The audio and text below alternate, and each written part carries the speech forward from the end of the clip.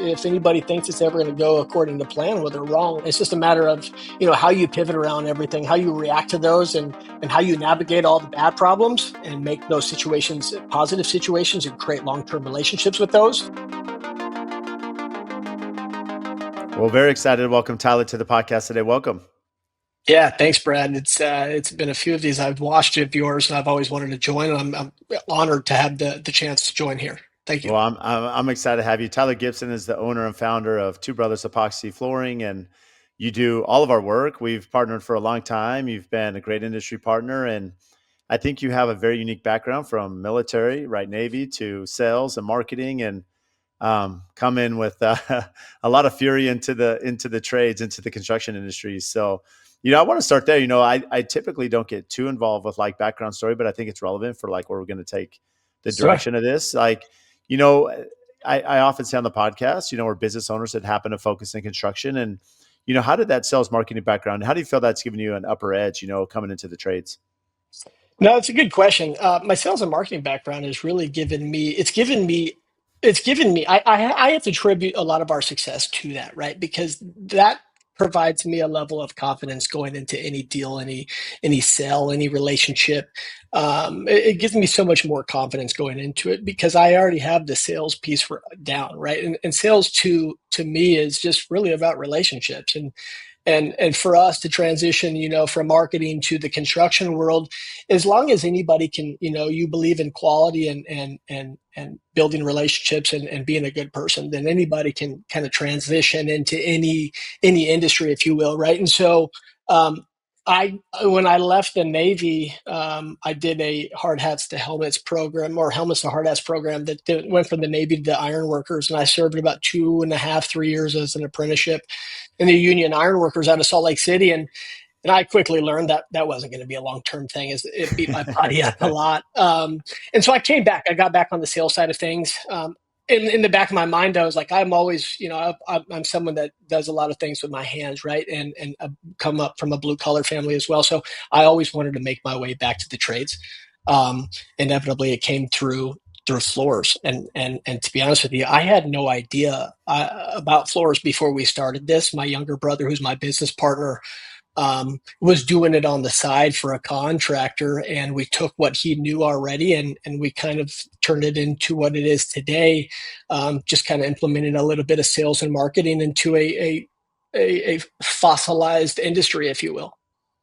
Yeah, I mean, you mentioned fossilized industry. I think that's an interesting term, speak to like maybe why that, helped you a little bit with your background. Yeah, and I say that loosely without any disrespect to anybody, right? No, not at all. But what I mean by that is like kind of just coming in and implementing energy into this industry, right? Like if you think of epoxy or flooring in general, I don't know too many household big box names of flooring, Right. right? Like you just don't.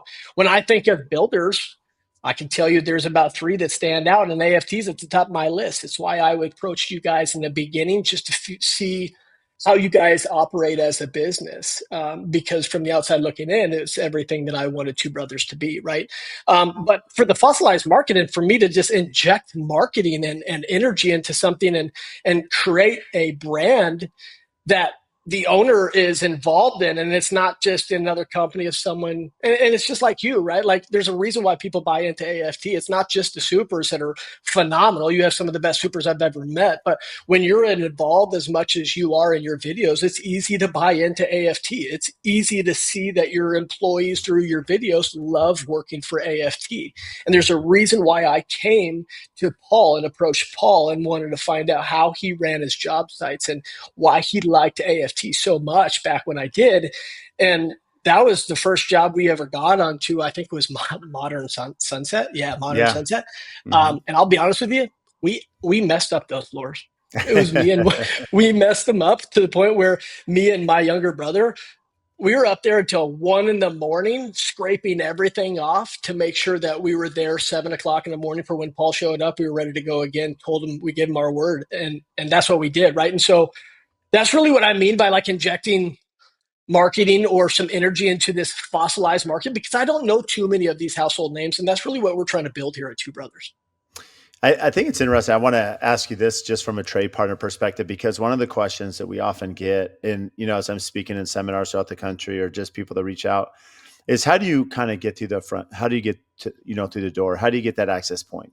And what I mean is like, I think of it for me, if I were to cold call a lot of architects or designers, maybe clients, it's really hard for me to get through and for them to return, a Totally. message. And so for me as the builder, it's a little bit different. It's, I could go build a spec home and bring in the signature architect or designer, build a relationship that way. I could, play the long game where I'm, seeing them at networking events and, following their social media and commenting and engaging without being real soliciting. Hmm.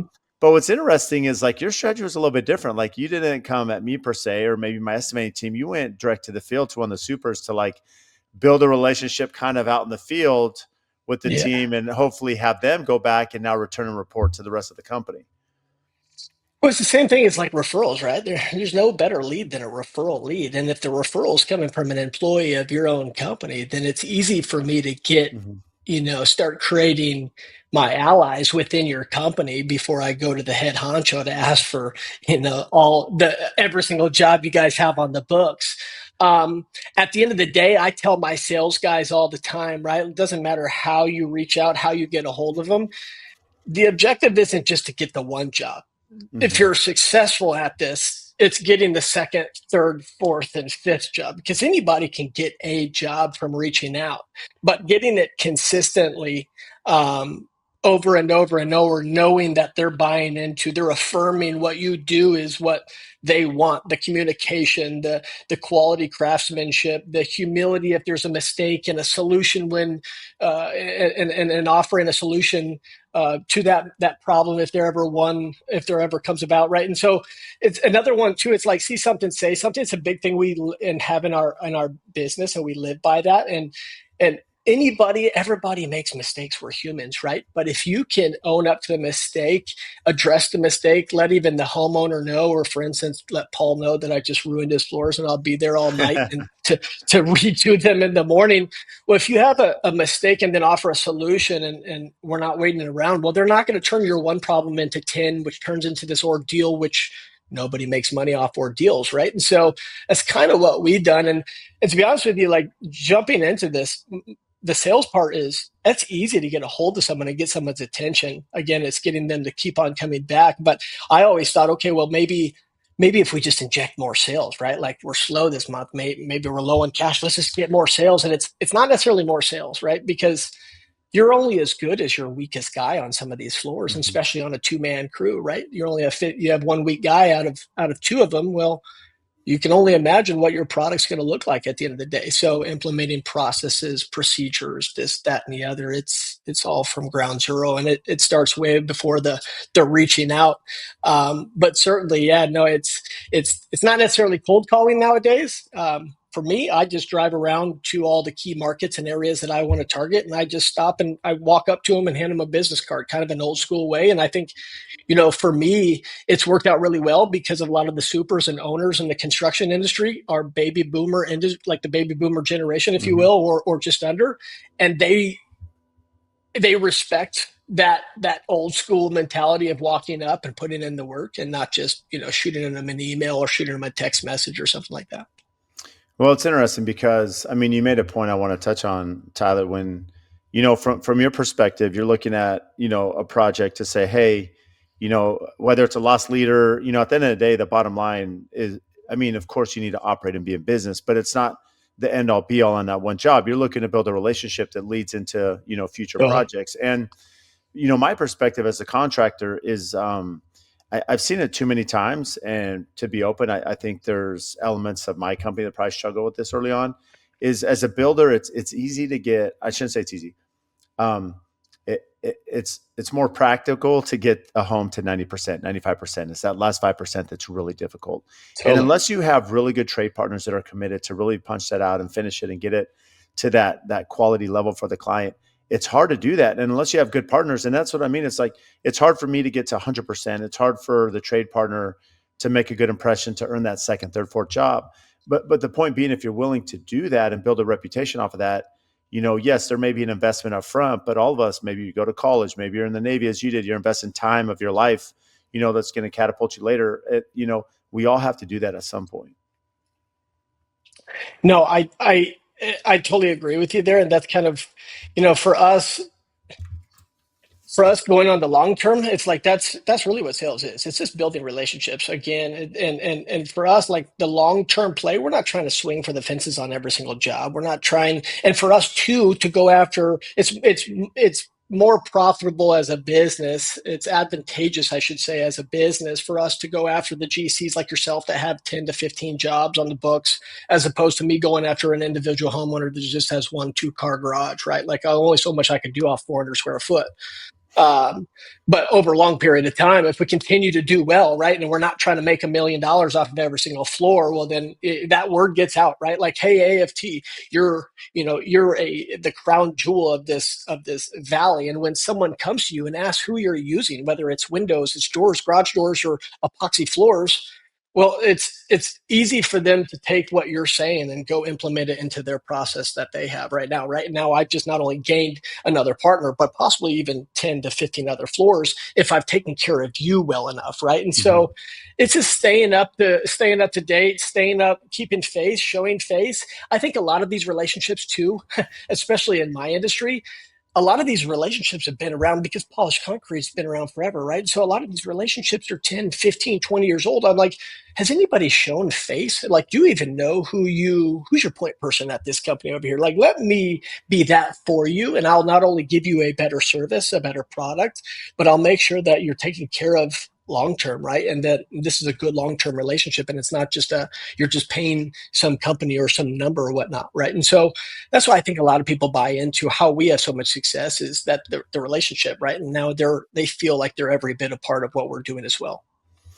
I want to touch on your relationship with the other trade partners on site and how that impacts your business development. And to tee this up, something that Spencer started, he did these pool plan meetings, right? And essentially, we bring in all the trades who are selected for the project. They go through this scheduling process, especially on the front end, right? And they're collaborating, they're exchanging cell phone numbers with their other, mason, concrete guy, Yeah. framer, and so they get to know each other up front. For you specifically coming in on the back end, how's our relationship? You look at Garaza, John Summer, who does cabinets, and where you guys have, in some way, some crossover. How even outside the GC, but other trades, how does that increase your business development just based on how you coexist with the other trade partners on site? That's a good question, and it's kind of like two faceted too, because it's not just the trade partners too, but it's partners like Garaza, right, that do compete with us in some facet of their business as well as floors. They offer floors. Um, yeah, we've had tremendous amount of success with the partnership of Garaza, and we do a lot of their floors, if not all of their floors as well. But it's coming in. I've always told to our sales team and our whole team, I always tell them, I said, there's nobody that's a competitor. There's so much work to get right now. Like you don't have to look at anybody as a competitor. If anything, you should be out there trying to make allies because that business owner has a shop for us to epoxy, has this, has that, there's so many other ways that you can assist each other. And it's not just a matter of trying to take business from this guy or that guy. It's a matter of just working together to provide the client the best service, the best product at the end of the day, right? And if that means that we have to integrate, John's cabinets and my floors and so's, storage rack from their roof, then so be it. But the client still got the best of all worlds, and now you have the good long term relationship that they're going to always call back, right? But I never look at other trades as like stealing my business or competitors. And I think it's funny when people do that, and a lot of people are like, "Whoa, I don't want you to see what I'm doing." I'm like, "Well, I'm doing epoxy floors, and you're installing windows, right? But I'd love to help you out, right? Like if you have a family member or somebody else, if you're working with AFT, that speaks volumes, right? Like I give a lot of respect to the companies that partner up with my partners, like AFT, like Bedrock, like Tinker, because you obviously have to have some high standard or some quality of a standard to be able to partner with people that I'm partnered with. Um, but yeah, no, I never look at them necessarily as competitors, more so as I look at them of new ways of business, another way of business development, if you will. It's incredible. Let me ask you this because you mentioned that you take over this company, or at least I think it was your brother doing side jobs. You come from the steel industry, ex-military, and walk us through. You don't know what you don't know. You come into a flooring company, And at the surface, it may seem, oh yeah, we could go do this, but it's far more technical than people realize, right? Depending on weather conditions, and I Oh mean, man. there's a lot of elements. Walk through a lot of the complication stuff, today, as opposed to before. Yeah, no, you said it best. You only know what you know. And sure, I was wrong. What I thought was what it was the case, right? And so like I came in, I'm like, well, my brother's doing this on the side. I could sell this. I could sell ice to an Eskimo, so no problem selling this epoxy floors. These people are looking for the stuff, right? And so I came in thinking, well, I'm just going to tear this industry a new one. Quickly I learned that that's not the case, and what I mean by that is like I came in thinking, okay, well, we're going to be the biggest, residential, and dealing with so many clients. Like we run 7 crews a single day. That means that there's 7 clients, there's 7 opportunities for negative reviews, right? And so if you go online and look at how we mitigate all of our reputation and bad reviews, you're only going to maybe see a negative review, 1 or 2, and they're typically never from our service. It's from someone that gave them a higher price and that they didn't like, right? And so it's dealing with trying to be real quick. We're like, or for us, we're like, well, we're going to be the biggest in the state, right? And we're going to only focus on residential. We're going to go really hard. And when you get into this industry, again, like you said, you only know what you know. And now I'm like, well, what if we went after commercial, right? Like I don't have to deal with so many reviews. I get 10 times the volume, and you're telling me that I could charge, if not the same, maybe a little bit more. I'm like, well, this makes a lot more sense, right? And so like we kind of pivoted, if you will. And when we pivot and we have new ideas, we move on them fast. I'm not something to just sit on something. So we moved on it, and now it went from growing a residential team out to now, okay, we have 6 residential crews. Now we got to grow out. We got a 1 commercial crew, and now we have 2 commercial crews, right? And now the balance of those, it's significantly different than I ever imagined. I tell a lot of people, including friends and family members, this is I've been in the military. I've run sales teams, 55 people on a sales team before. Like I've run some pretty large sales teams, and I've been in some challenging situations. This is by far the most challenging I've ever faced in the last, in my entire life, these last 2 years of running this business. It's great now. It was tough work, and a lot of it's now come to fruition where, our lips are just cresting the water where we're barely able to breathe. But yeah, no, it's growing into something, long term. It's there. It's not easy doing that in the short amount of time that we've done it. And to add to that, when we first started, when I first introduced myself to Paul at Modern Sunset, we were offering cabinets and garage floors, right? Like I was trying to offer garage cabinets and garage floors and building melamine cabinets and not particle board, but higher end cabinets here in our shop. And that was the largest disaster. It was the biggest mistake that we've ever made, right? Like for the first 6 months of the business, we wasted it because one day we came in, said, cut the cabinets. We're good at floors. Let's focus on floors, and we're not going to ever look back at it again, right? And so we just cut cabinets right out of the bit. But we cut our losses real fast and just solely went to the floors and just catapulted from there. I think it's interesting advice because a lot of us, maybe it's pride, maybe it's, hey, I can do this, I can work hard, I could commit. It'd be easy to be like, okay, this isn't working, I'm going to keep pivoting. But you were like, nope, we tried this, it's not working. You pull the plug fast. I think a lot of successful companies realize that if it's not going to be profitable, they know when to pull the plug and not when to keep persisting and losing more money in revenue. Where does that come from? Is that something natural? I mean, what were you looking at to make that decision so quickly? No, it's a good question. There's a lot of circumstances that led to that decision, and I think the biggest one was that I was trying to. I came from a sales. My last 15 years is in sales leadership, so I made a really good career, a very successful career, and I'm supporting a family with the second child on the way, and I needed to force the growth of this business, and it wasn't until 6 months into us seeing that we're 6 months of consistent months of losing revenue off of cabinets, where it was like, well, if we're going to do this, we've got to make the move now, or I'm not going to have much left, right? And so I was actually helping when we took this on the side, including when we first met Paul. I was working at another company here in town, and everybody said, if you ever want to take this to another level, if you want to make this your full-time job, then you need to commit to it to 100%, right? And so one day I made the decision, and it's, my wife will tell you that it was probably the scariest decision scared her more than probably scared me, because I just up and told her that I said, listen, I need you to buy into what I'm about to tell you, and that we're going to make a career off of epoxy floors. And my wife's just sitting there like, what? Like, you've made this career. We got a second child on the way. Um, there's no way epoxy floors are going to pay our bills, right?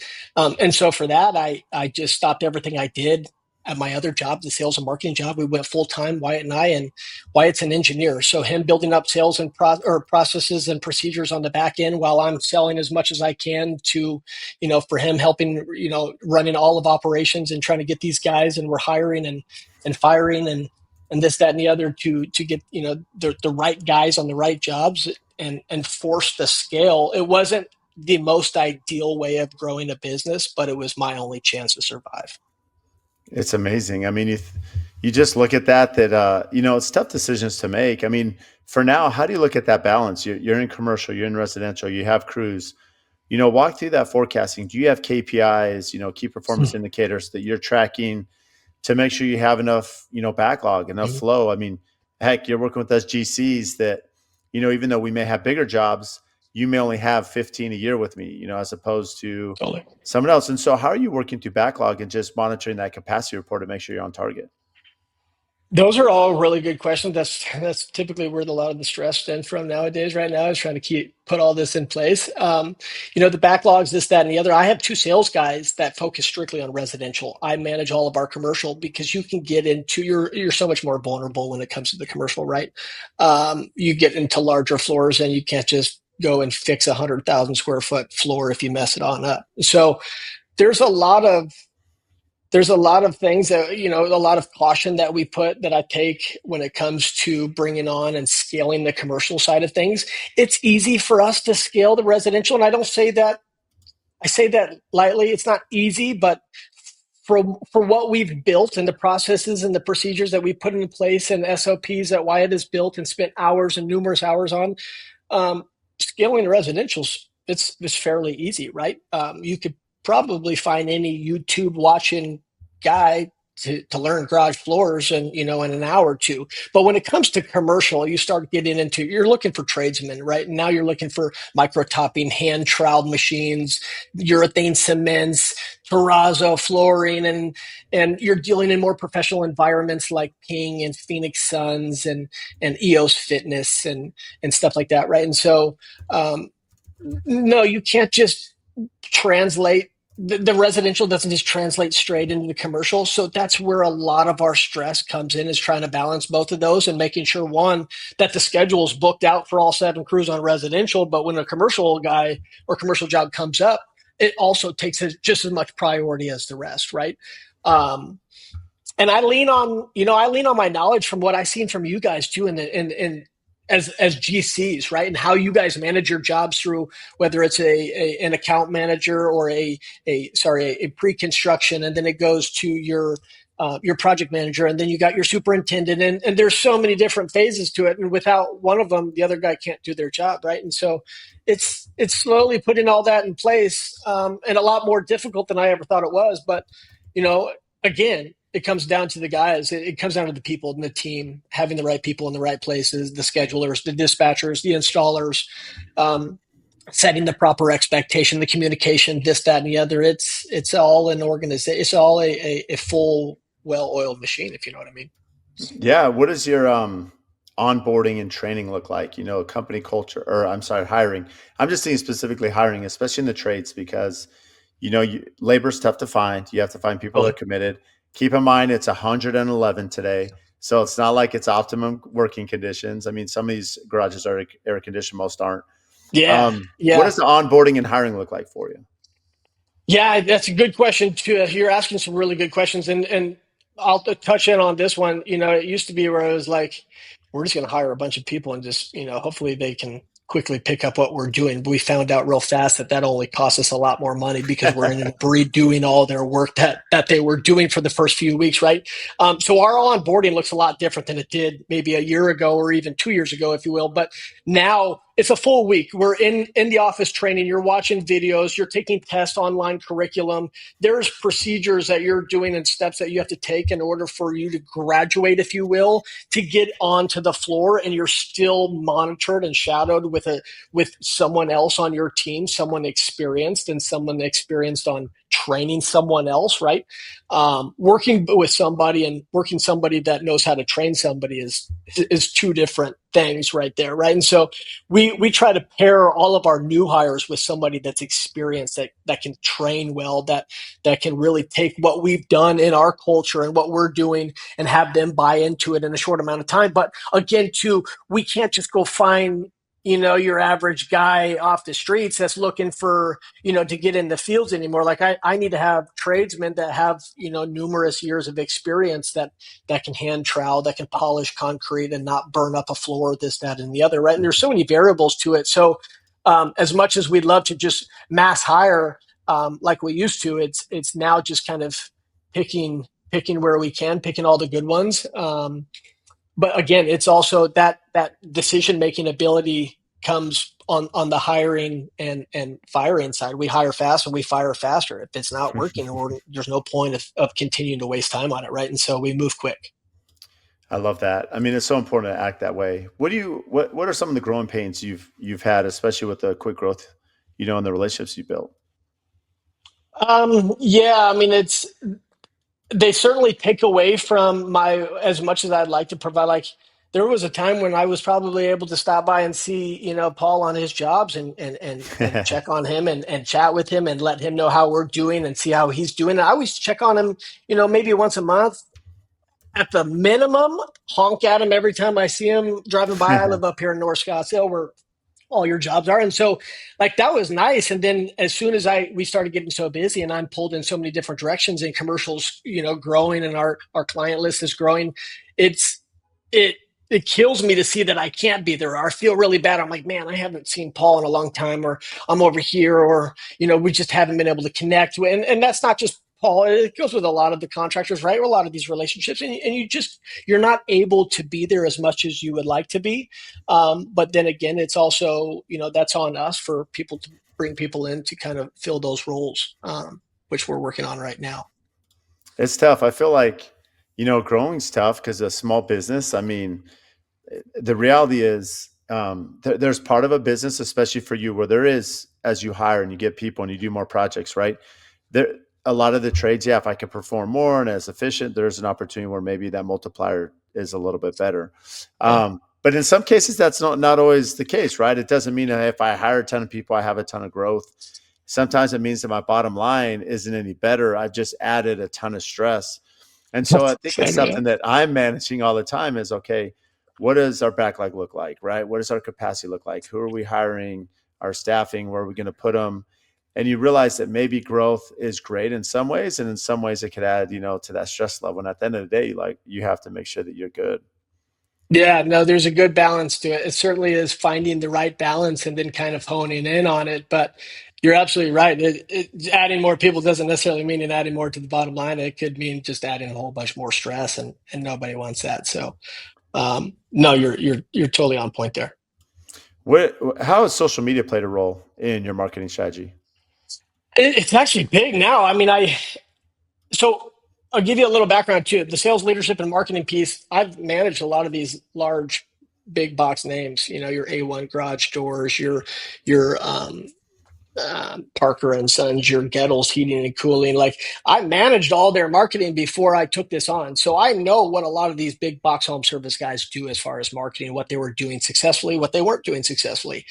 Um, Marketing was key to our growth, and I say that is like when I talk to some of our quote unquote competitors, if you will, they're like, I see you guys all over online, and I'm wondering, maybe you can help me out. Like I'm wondering why our $3,000 isn't working well over here. And I'm like, well, I'll tell you, like I spend $50,000 a month scared money, and that in marketing, scared money doesn't make money, right? And so Right. for us, I know the power of marketing as long as it's the brand is built correctly, right? And that's what we've emphasized. We emphasize building the brand from the beginning, making sure that we go above and beyond with our communication, and we never leave a floor unless that customer is 100% satisfied, right? And that's all true looking in out of our reviews. Like that's totally how we've built this.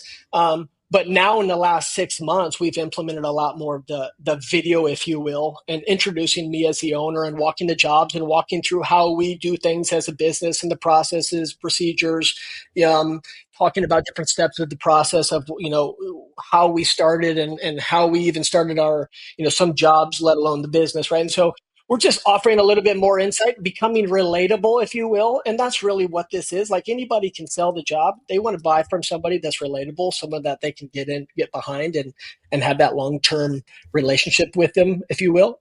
Um, but yeah, no, I mean, social media, it's been a game changer. And I, I would say, like it, when I was coming up in sales, it was all about cold calls, and I can't Hmm. even like cold calls aren't even a thing. If I don't have any leads, I don't even know where most of our business would come from, right? And so our sales guys, they're running five, six, seven quotes a day um, in quote cars all day long, and from the social media and the leads that we get, and we started slowly, but over the last I'd say year's time, we now probably get anywhere from 20 to 30 leads a day that come in. That's amazing. And Yeah, so yeah. those leads that are coming in, like what does the closing rate look like? Like how are you Ah, closing those and yeah. with the system? That's good. And I just switched to CRMs, right? And it's all about managing what CRM is going to manage or be the best fit for you guys. I know you guys use a lot of the Builder trend. And for us, we started out with a company called House Call Pro, which was a CRM Uh-huh. app, and now we're using something called Builder Prime. But it's there's no point of having leads if you can't track them. And that question that you just asked is, it's we live by that question. What are we converting these leads at? How is our dispatcher handling these leads? How is our sales guys following up with these leads? How are you selling these? And so every platform is going to provide us different numbers, right? Different KPIs we look at for that. Um, Conversion rate, I think we do the most of our business off of Google pay per click. Hmm. But then it's not just having a Google pay per click, a good successful campaign. It's also tying it back to a landing page that's going to convert better than just sending them back to your homepage where somebody probably got lost or bounced off and went to somebody else, or dinner's ready to be made and now they're off your computer and there was no action that they took, right? And so we not only drive the marketing, but you got to drive it to a page that's going to convert them to where they're going to actually take action on that. And you only have a quick amount of time, right? And so it's got to be highly converting landing pages. And every single marketing campaign needs a landing page, right? You need to be able to track that all the way down to a T. And so, yeah, looking that question that you asked, yeah, like some of them can be anywhere from a 20% conversion rate all the way to some of them are 40, 50% conversion rate. Some of the cost per acquisitions, can anywhere from range from 50 to sometimes 300, $400 a lead, right? And so it's always trying to Hmm. monitor that. It's a game, and I don't think no one can ever keep up with it. It's a game that it's like always trying to stay on top of that stuff and just re-energize new content, if you will, new engaging content. Yeah, I think it's interesting to track that because, like any successful company, especially for you to understand that CRM, business development, I appreciate sharing some of the software you use. It's a little bit different for me, right? But I'm always curious how our trade partners are working through, that growth and tracking that because it Yeah, can be cumbersome. I mean, the thing is, you have a lot of people reaching out, and if you don't follow up, they could be lost. They could be good customers, and that's where you have to have a really, dedicated sales totally. team that's staying on top of that. Totally, and then it goes back to that, that 20 or 30 leads a day. Well, that quickly becomes over a 10-day period where it's 200 to 300 leads per day, and if you're not getting back to them, that number compounds next month, and or even the next 10 days, if you will, right? So we implement automations. I mean, be honest with you, it annoys a lot of people as well. You'll get the people that you're like, hey, stop messaging me, and it's like, okay, well, I'd much rather take that than have something slip through the cracks of something that we paid so much for at an earlier time, right? And so we have automations, and there's a cadence. On the first 24 hours, you're getting hit up at 3 times: a text message, a phone call, an email. 3 days later, phone call, text message, email. 5 days, phone call, text message, email. If I don't get you then you're going to go on a newsletter, and you're going to get a monthly newsletter from Two Brothers, and then we're going to hit you on a retargeting marketing campaign until you convert back to me on social media. So yeah, no, there's a lot of things that we put in place to make sure that we're mitigating any type of lead that could slip through the cracks that we're going to lose out on. And we put these automations in place so it's not just a matter of not slipping through the cracks, but allowing our sales reps to kind of focus on the warm leads at all times and not really worry about the ones that are 2, 3, 4 weeks out. Maybe just had something come up, a life event or something, where maybe they're back in market in 6 weeks, but I didn't need them to, bang on them for 6 weeks until they were back in market. They were just needing to focus on the warm leads while this re-engaged it from the automations, right? And so there's so much that goes on the background, and it's crucial to have the right CRM that's going to fit your process internally. Hmm. And for us, it works for us that it's good for the next 5 to 7 years, and that's how we look at a lot of things for that growth period. We're trying to scale for the next 5 to 7 years, and can this be the game changer technology? And for us, that Builder Prime and tracking our leads, it works great. What is, if I were reaching out, I mean, what are all the options that someone has, from stained concrete floors to epoxy, as you're looking to advertise to the customer, what are the endless options they may have in acquiring your services? Yeah, no, that's good. And it used to be just epoxy floors and polished concrete, and now I can now say it's like we offer a plethora of service solutions, right? And what I mean by surface solutions is we do everything from epoxy flooring, and whether that's a solid color, a flake broadcasted color, a quartz broadcasted floor. You've got polished concrete and polished terrazzo. There's grind and seals. There's clean and seals that you see in massive, Amazon warehouses that are 1 million square feet that, just need something clean and sealed up. And then you got your overlays. You got your urethane cements that are, maybe made for specific hangars for high trafficked, large traffic hangar bays. You got your overlays, your micro topping cements, anything that you can think of as far as the concrete surface uh, uh, industry as a whole. We offer it, um, but no, it's certainly changed from when we first started, when it was just hey, we offer a solid color and a flake floor, and now now that we do all these other things like commercial and expanded upon the residential, that our product offering is expanded is substantially. Yeah. So if you're a customer builder and you're looking, maybe you're doing a terrazzo finish, maybe you're doing a polished concrete, in a modern home, which is very common, Love it. walk through, you know, when you should enter the project, when you're working, at what phase of construction, and how are you protecting, that floor throughout the course of construction? Oh, it's a great question, and it gets asked quite a bit. Is like, hey, when should we have you come in? Right? Like, I got my Hmm. painters or I got my trim guy, and we always want, at the end of the day, we always do want to be the last. But at the end of the day, when you're doing a main house or a large room that has baseboards or trim work, we typically want to be before that trim guy, and hopefully your painter can do some detail work with touching up, painting up the trim, stuff like that, as well as cleaning up his work. But for us to really get a thorough look or a consistent look from drywall to drywall, and not see your rounded edges near your baseboards trying to fit around it, right? That we typically like being last. But for the terrazzo, yeah, no, it's coming in as soon as we, and if we're not last, it's, we did one just the other, I would say like 2 weeks ago. And it's 6,500 square foot of all interior polish, polished up to an 800 grit salt and pepper finish. And we had to lay cardboard throughout the whole house. And, as long as the homeowner is willing to pay for the protection, knowing that, hey, I'd like to come in or we're going to accrue this cost, and he's okay with it, then, by all means, so be it.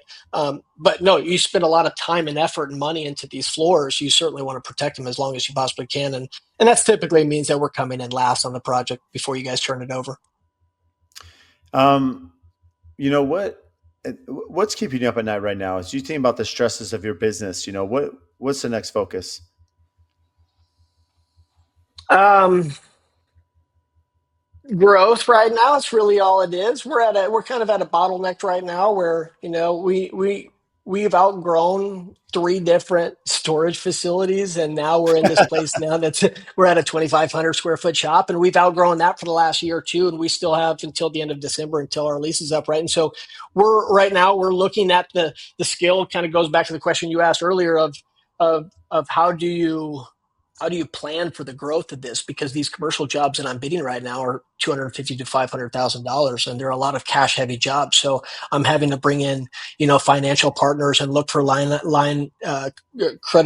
of credit from banks, and we're trying to buy a building. And so, uh, I also have three kids, so there's a lot. There's a lot that keeps me up at night right now. But certainly from the business side of things, it's just scaling, and when it comes, from my perspective, coming from the office environment, if you will, the sales and marketing side of things, I know what it takes to recruit the good sales guys that are going to be able to get us to that next level. And it certainly isn't going to be sticking them into a boiler room setup that we have currently in this. I think it's literally 400 square foot, 500 square foot room that we have at our shop that we kind of squeeze about 4 or 5 people in right now. And it just becomes too much where, I'm always working from home, or I'm always on the road trying to get work done because we've just grown so fast. And it's not a bad thing. It's a great thing, but at the end of the day, for us to go to that next level, it's going to take the right people, the right team. And for me to recruit that right team and bring in those right people, it certainly isn't going to be in the environment that we're in now. So that's really the challenging part. Everything else comes, it's just growing pains of regular business. If anybody thinks it's ever going to go according to plan, well, they're wrong, right? And we're in flooring, we're in epoxy flooring, so it's Mhm. certainly there's a lot of things that go wrong. It's just a matter of how you pivot around everything, how you react to those, and how you navigate all the bad problems, how you react to those, and make those situations positive situations and create long-term relationships with those. That's really, that's the objective to, the epoxy industry in a whole. But, the only thing keeping me up is finding the right guys and getting to the right place to take this company to the next level. Mhm. What frustrates you, without calling out anyone specific, but about certain GCs? Like, what is it that creates challenges for you to perform your work? In an ideal scenario, what would the GC or client, have set up for you as you enter the project for your phase and scope of work? I'm really glad that you asked that because it's an ongoing like, joke almost that Paul and I have too. Because when I'm at known competitors of yours, if you will, and I'll take a photo of like a situation or a garage, the environment, and I say you got to guess the contractor, right? And we know who Paul is and how his job sites are, right? There's QR Yeah. codes for every crack and corner in the house. So everything's super organized and I love it. My guys love it. When Paul calls us out and we show up, we go straight to work. There's no, oh, I've got to move this or I've got to come over here. Who's got the foreman over here? And can you move all your stuff? Or I got your granite guy's truck and trailer sitting right in front of the garage door. Is there a way that you can move it? Oh, you're not going to be able to move that. I'm going to have to work around you all day. So it's like, in any other job outside of AFT, um, maybe there's two other builders that do really well as well. Uh, it's their projects are a disaster, right? And it just looks so chaotic. It looks so unorganized, and it's like, well, what's going on here? We're building a 25 to $30 million house here. The garage or this environment should never look like this. But that's just how some people operate. I've come to realize that like every company is so different.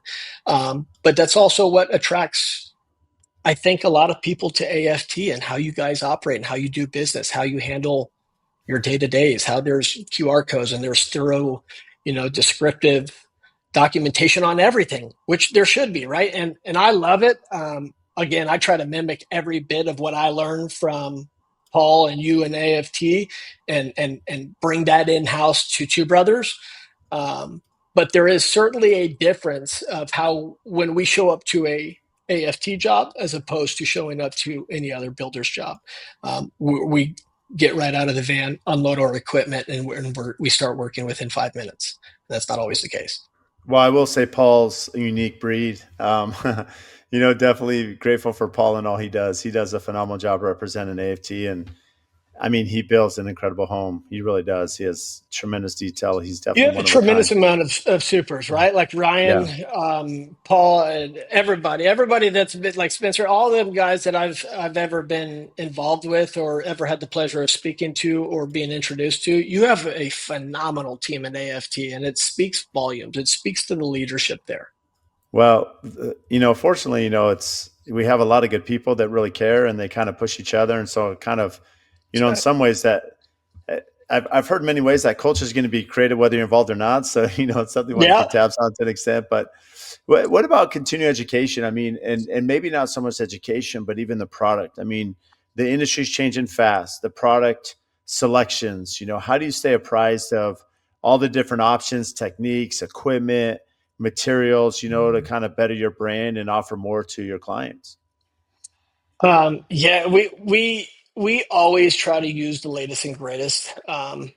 We to a point, I should say, right? Like I'm not going to guinea pig someone's new technology out on one of our, on a 12 car garage here, and hope that it works out well, right? And so we always try to stay up to beat on what's working, what's out there, what's new. We're always using the latest and greatest on residential. It's always UV protected stuff. It's always going to be your stronger, more flexible type of urethanes and coatings. Trade shows, we're at every single trade show that you can possibly at within our industry so that we can always meet with the new manufacturers, find out the new products, find out what architects they like using, right? Like there's specific architects that just love sticking with certain type of manufacturers, and these manufacturers come up with new products every single month, right? And so having somebody, our general foreman, both of our assistant and our general foreman both take ongoing classes every single quarter, whether that's here in Arizona or we send them to another location. But ongoing training and then taking what they learn and then implement it directly here into our everyday at Two Brothers is, I mean, that's crucial to our growth. It's actually something that we just brought up today too, is scheduling our next training needs to be scheduled ASAP just because we have so many new guys coming on learning different type of new coding systems that we need everybody on the same page so nobody's making errors, or costing money, if you will. So What's the best advice you've been given?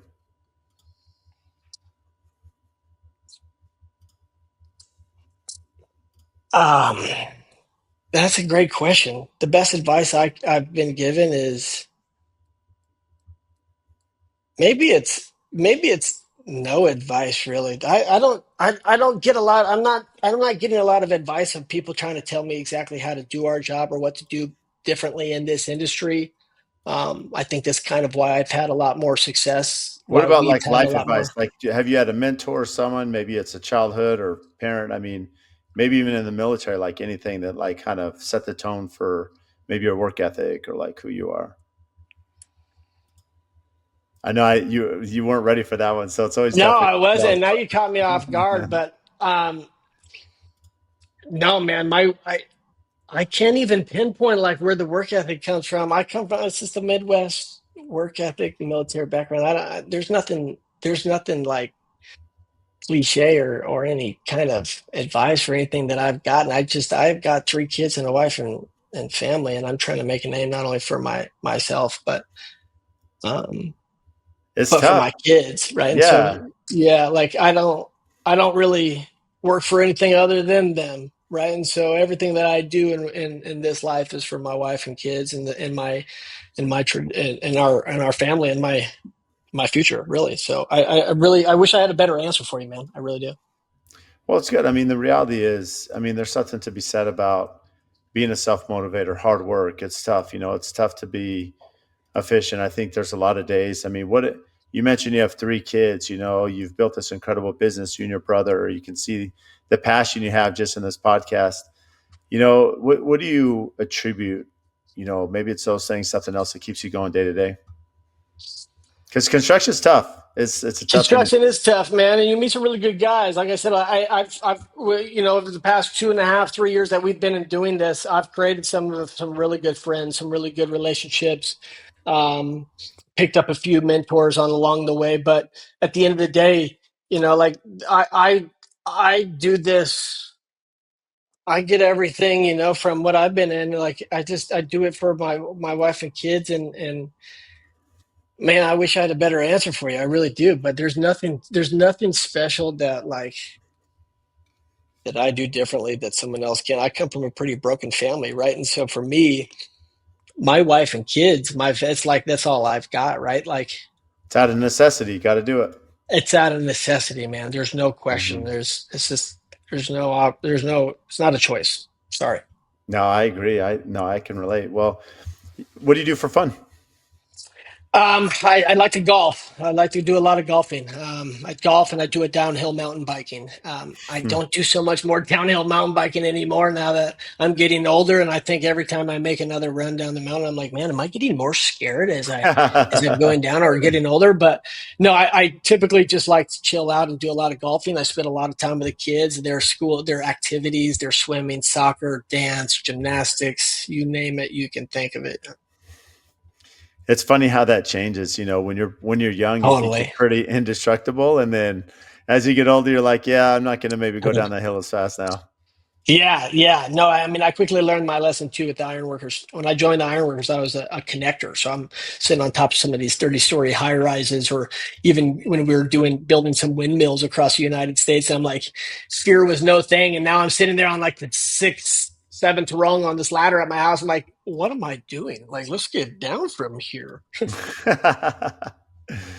Oh my goodness, it's so funny. It's No, funny how man, this people. was good. I really appreciate you bringing me on. I've always, I followed along not only to AFT but along to your a lot of your podcasts, and I listened to a lot of the your leaderships, your all your events and everything that you do as a company. And to be honest with you, I think that's one of my biggest propellers is seeing companies and business owners like yourself create something worth something that people like to be a part of, like to wake up and go to every single day. And I think that's what my younger brother and I are trying to do with Two Brothers. We're trying to change the flooring game and create something that everybody wants to be a part of. They want to wake up and come to work and be a part of the growth and be a part of the success. And a lot of our growth and success attributes straight from stuff that I've learned from you guys. So Well, I appreciate coming on, Tyler. And I will say, in fairness, I mean, we're only as good as our trade partners, which you're one of them, and you do a phenomenal job, and you represent our brand and our people. And so I can't thank you enough.